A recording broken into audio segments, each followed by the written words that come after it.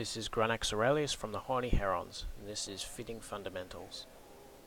There are a couple of things I'm going to teach you in this class, such as the 3 different weapon types, the 2 different types of tank, and tanking styles, as well as 2 different standard fighting types, which is brawling and kiting. To start off with weapons, you've got guns, missiles, and drones. However, drones are generally mixed with one of the other 2 weapon types. Then you have your tank, shields and armor, and the 2 different styles of being buffer, fit, and active. To start off, we're going to be working with an Amar Punisher.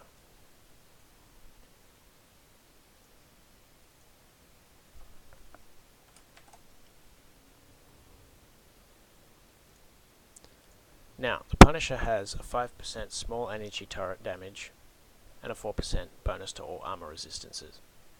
The armor resistances generally denotes that it's a buffer fit, and because it says armor, it's an armor tank. My apologies. And with the 5% small energy turret damage, generally points out that it wants to do basically damage as opposed to rate of fire damage, which is damage per second. So it's more about the damage on impact. So, weapons to choose from.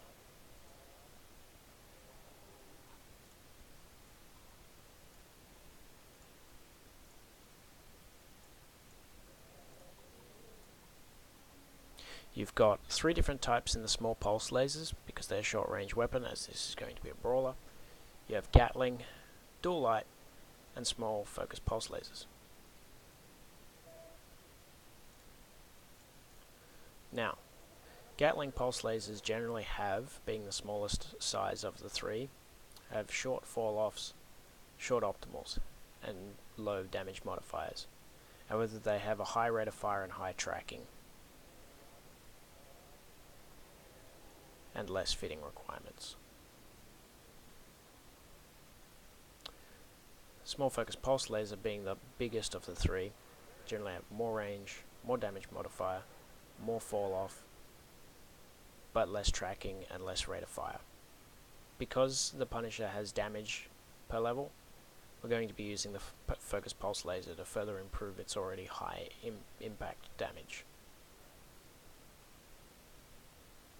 As I have a Amar Frigate 5, basically it will be a 25% bonus. So we're going to fit 3 small focus pulse lasers, as we can only fit 3.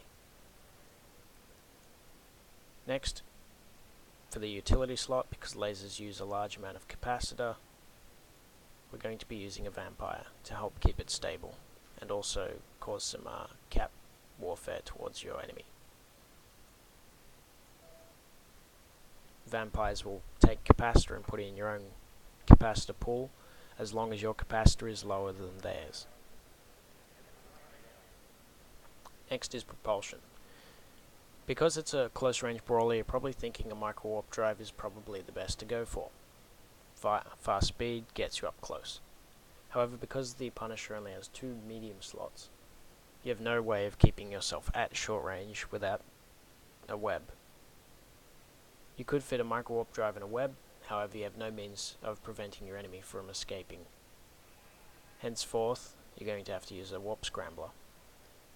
Because you will not be able to keep up close, because if the enemy is using a scrambler and a web, he'll be able to keep your range or pull away from your scrambler range and then warp off, because you have no means to maintain your range. Henceforth, the only logical option is to use an afterburner. I use a Meta 4 level scrambler. It has the same range as the Tech 2 scrambler,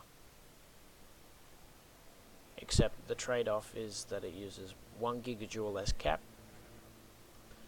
and has less CPU fitting requirements. For memory, it's about 32 or 36 on the Tech 2, 36 teraflops as opposed to 28, and 1 less gigajoule of cap use. But as you can see, it has the same range. So that's why I use Mate 4.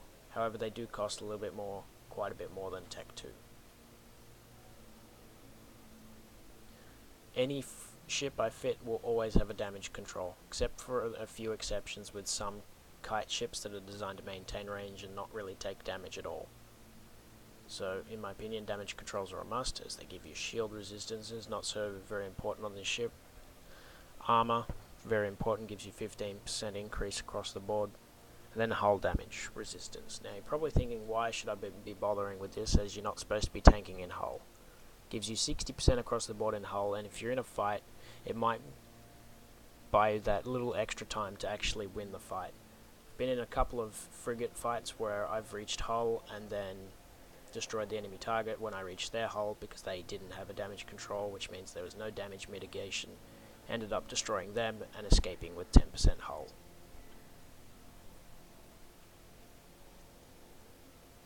Next is, you're either going to want a damage increase on your weapons or a range increase. Because the Punisher's short range anyway, it's best to run with a heatsink, which is the energy weapon damage upgrade. It'll increase the rate of fire and the damage modifier. However, if you want to improve range and tracking, instead you can easily just replace the heatsink with a tracking enhancer.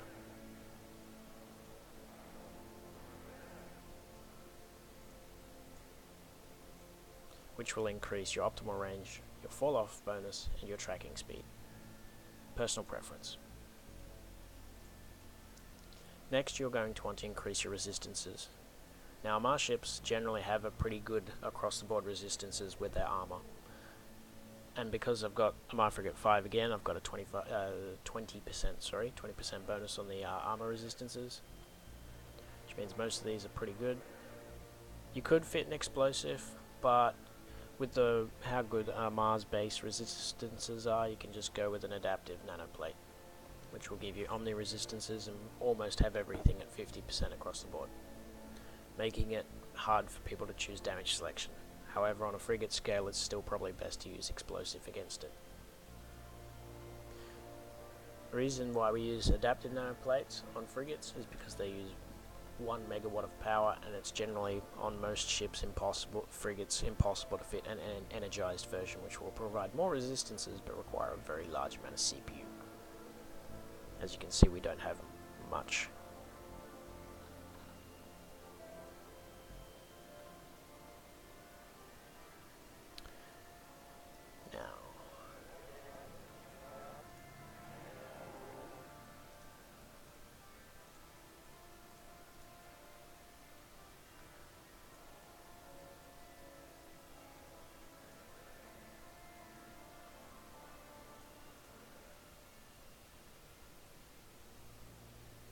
Now, currently, I've forgot to buy rigs for this ship, but because I have a pre-fit of this in a fitting tool, you'll also need, what I was just looking for, is a processor overclocking unit, which will increase your CPU amount for the third slot.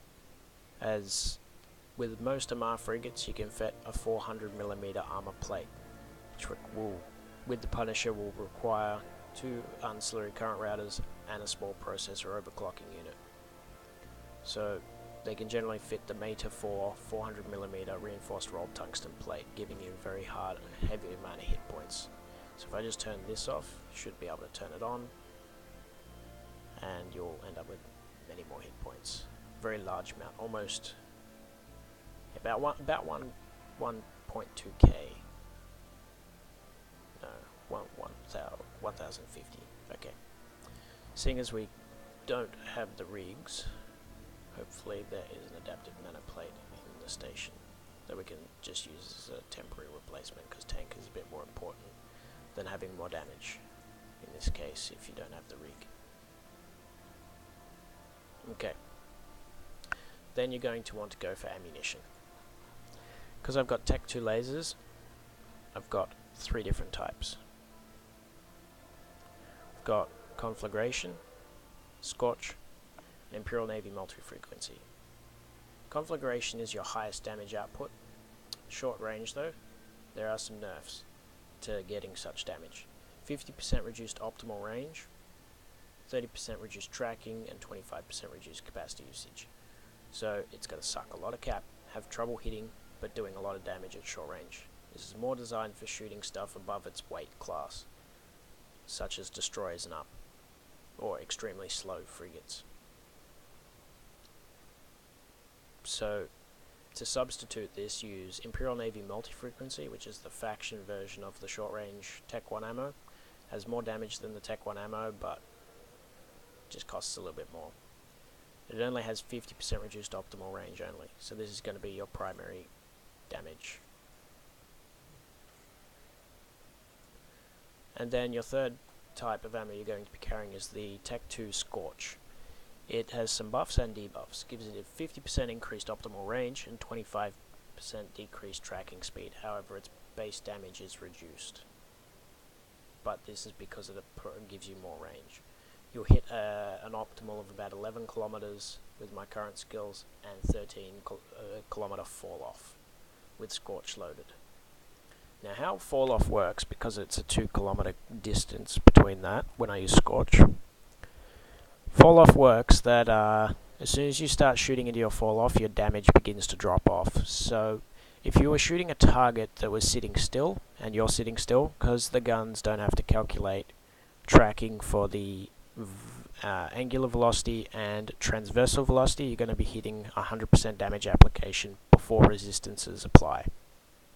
In fall off is where it starts to drop off. So if you went for halfway between your fall off, which would be 12 kilometers, which is in between 11 and 13, you would have 50% less damage application. This is how fall off works.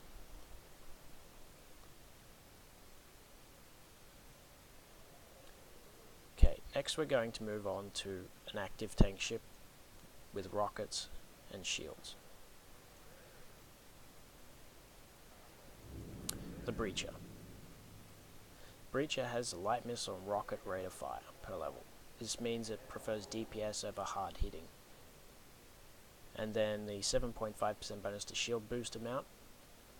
Obviously it's shield, and booster means it's an active repair. It likes to repair its damage taken as opposed to having a big brick wall of shields.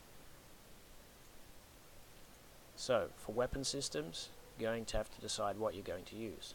We've got light missiles and rocket launchers. Now, if you look at the rocket launchers and light missiles, rocket launchers have a very short rate of fire. They shoot very quickly. You look at missiles, they have a large rate of fire. This is because they like to hit their targets hard and don't fire very often and from long range. Henceforth, we're going to be using a rocket launcher on the rocket launchers on the Breacher. Next, you're probably thinking, 4 mid slots. Okay, so we can fit a micro warp drive. No. Because we're going to be shield boosting with ancillary shield boosters, which is the best active tank for shields, it leaves you 2 slots remaining. So you're in the same dilemma as the Punisher, where you'll have to use an afterburner and a scrambler. Shield boosting.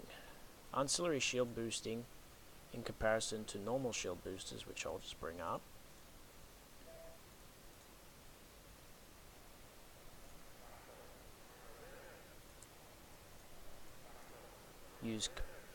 have a capacity.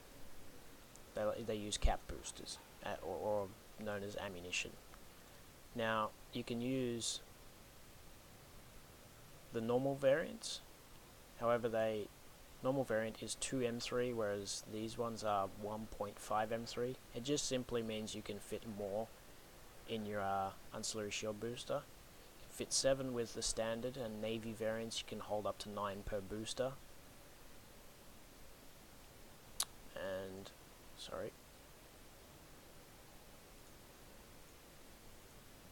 medium ancillary shield boosters will shield bonus 146 per cycle.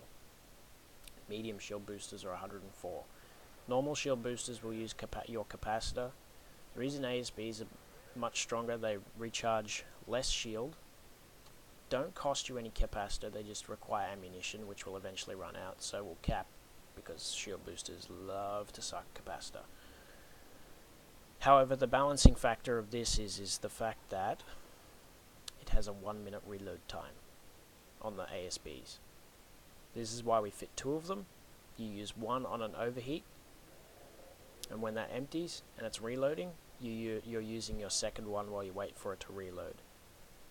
It is currently the most strongest way to active tank shield ships, so you're going to fit a pair of ASBs.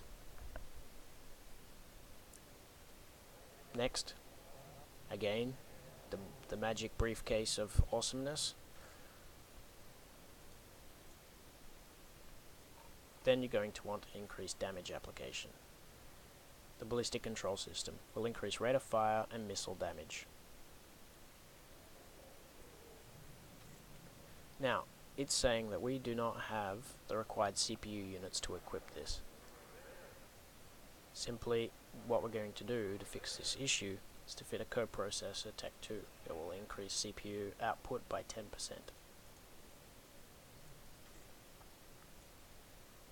In this case, we have not used rigs because we want to have a EM rig to increase that EM hull. Polycarbon engine housing to increase velocity and inertia. Inertia will just allow it to turn quicker and give it a bit more speed, as Minmatar ships generally like to go a bit quicker and don't have as much tank as other ships, but mitigate damage by going faster. And an ancillary current router to accommodate the pair of ancillary shield boosters. Because it has no specific damage type, the Breacher, in its bonuses, we can carry 2 types. We're going to carry Mjolnir Rage rockets, which are the short-range high-damage rockets for EM damage, and Nova Rage rockets, which are the short-range explosive damage rockets. These are your highest damage output rockets.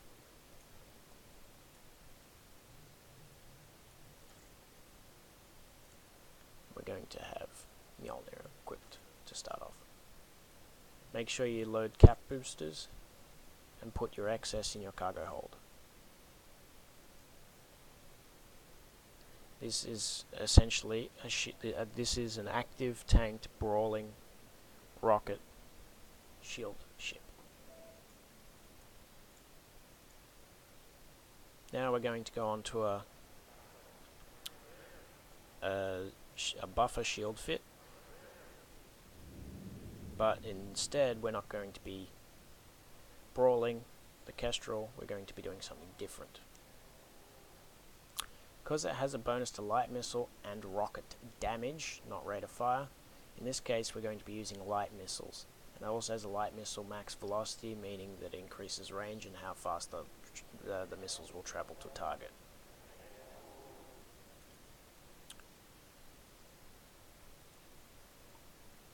So we're going to fit light missiles, light missile launchers.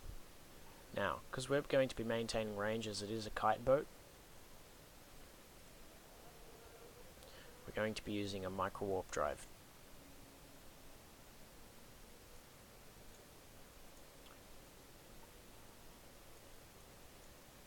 Oops. Going to need another one for the other ship, because I don't have one for some reason. Anyway. So as you can see, we're doing 2,672 meters a second. It's quick, but not as quick as we need it to be for a kite frigate, but we'll worry about that later. Because it's going to be maintaining range and its weapon system can reach out further than a warp disruptor, we're going to be using a warp disruptor. So it has you can stop your targets from 24 kilometers away.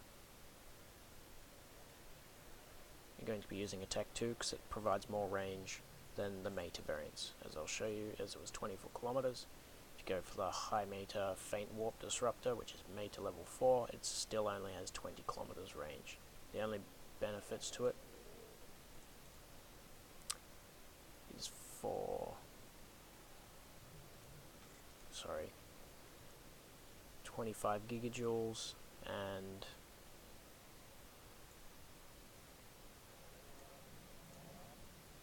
21. Uses less capacitor and also has less fitting requirements. But we don't want that. We want as much range as possible with this ship, so that's that. As you can see, we're currently only not even cap stable. We only got 2.5 minutes, 2.25 minutes of cap with everything running, these two. But we'll get to that. Next you're going to want is buffer. Medium shield extender. Tech 2. As you can see, it required a lot of fitting requirement. Hence why we have a pair of small ancillary current routers to accommodate for the power grid requirements. As you can see, it's improved shield hit points by a rather large amount of 1050. Now you're probably thinking we need to fit resistance modules, but that's why we've got an EM rig, and normally we would, but because we've got capacity issues we want to try and get cap stable, so we're going to use a cap recharger. As you can see, we're currently cap stable now at 39.2%. To get this fit stable is simply because I have very large capacitor skills trained, henceforth it's cap stable, can maintain range. This ship we're not going to be fitting the magical briefcase of awesomeness because it's kites and most of the time it's going to ignore income, not going to get hit, or is going to take very minimal amounts at range. So we're just going to go for increased damage straight away, which is a rate of fire and the missile damage again. Now back to the issue we had where I said we were not going fast enough. It's quick, but not quick enough. There's a couple ways of improving this. You can either do it through rigs, like small auxiliary thrusters, which just increases speed by a raw amount, or you can use polycarbons, which will increase speed and turning capability, or you can use a propulsion upgrade called an overdrive injector system, which will increase velocity modifier by even more, but it reduces your cargo capacity capability. But because you're only going to be carrying like maybe 1,000 or 2,000 units of missiles, it's not going to bother you that much. Equipping this will increase your micro warp speed to 3,000 meters a second. If I had a little bit higher nav skills, probably make it to around 3,100, and that would be maxed out. But 3,000 meters a second is good for this kind of ship that's relatively tanky for the speed it's going and the ranges that it engages from. Then we're just going to want is Scourge Fury light missiles, the high damage, short range.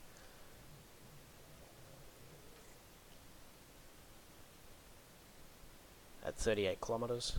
Now from memory, I don't know if they changed it, but okay, so basically the old school Kestrel used to have a kinetic damage bonus, and I've forgotten this, that they've changed it. So if you don't want to be carrying Scourge, you could do the same thing like we did with the Breacher, but with the light missiles, is get Mjolnir Fury light missiles and Nova light missiles, so you have anti-shields and anti-armor missiles.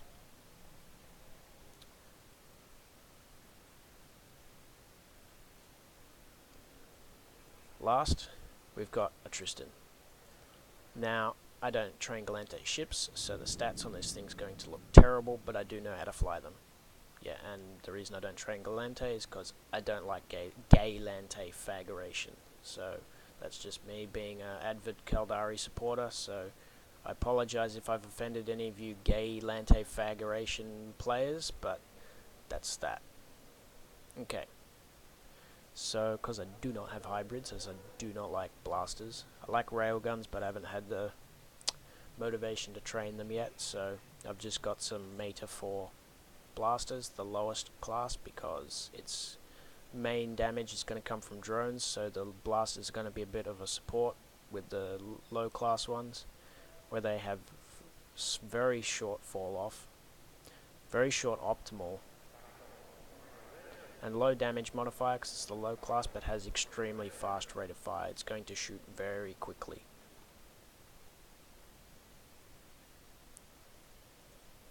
So we're going to fit a pair of modal light electron particle accelerators.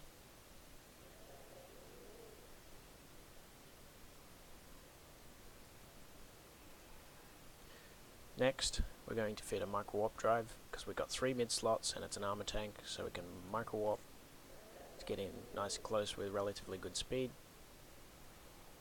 The reason we have a small auxiliary thruster is to give it that more speed, because once we throw an armor plate on it, it's going to slow it down, but it'll still be fast enough to get in nice and close in a reasonable amount of time to its target to apply blaster damage on top of its drones. Because it's short range, you're going to be using a scrambler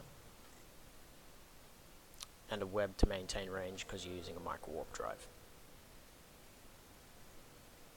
Once again, magical briefcase of awesomeness. Resistance plating to help with resistances.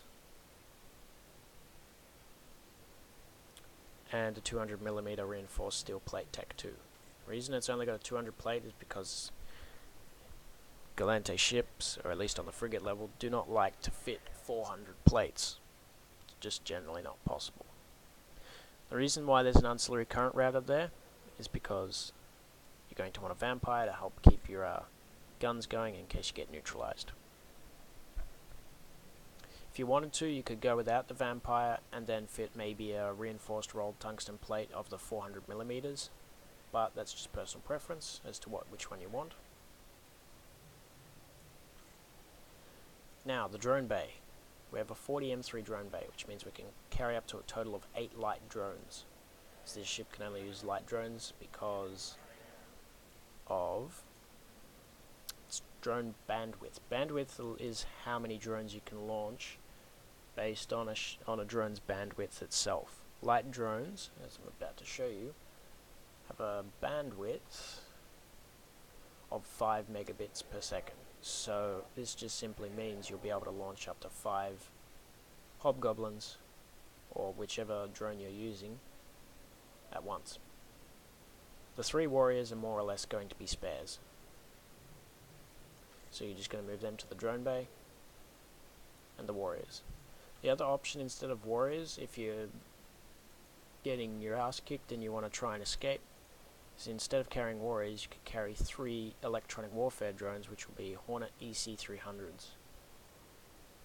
Now, they have low jam strengths of 5 on all sensor types, so 15 total with all 3. But if they manage to jam a target, you can just warp. They will no longer have a target lock on you, and you can just simply warp away. And you'll leave the EC300s behind, and just simply buy some new ones, as they're not that expensive. So that's another option. Instead of carrying warriors as backup replacements, you could carry EC300s for that, oh fuck, I need to get out of here. Ammunition, you're going to want to carry 2 types for short and longer range. Federation Navy antimatter, which is the shortest range with high damage, 50% reduced optimal range. Main damage, going to be loading that. And Federation Navy tungsten, 40% increased optimal range. It's not the most ranged ammo, but we only wanted a little bit more. We didn't want 60% with no buffs to the capacitor. This was more to help with capacitor if you got low skills, so you carry tungsten and still having some reasonable damage. If you're running Tech 2 blasters, instead of the tungsten, you're also going to be carrying Void for short range. Same situation with the lasers before. Has really short range, so tracking. This has very large reduced fall off and optimal range and tracking, but it'll apply a lot of damage. Basically designed for hitting larger targets at point blank, so destroyers and up. And then Null. Null you're going to be using as your ranged ammo, as it gives 40% increased optimal, 40% increased fall off, and 25% decreased tracking. This was the fitting tutorial. I hope this was helpful. This is Granax Aurelius, signing off.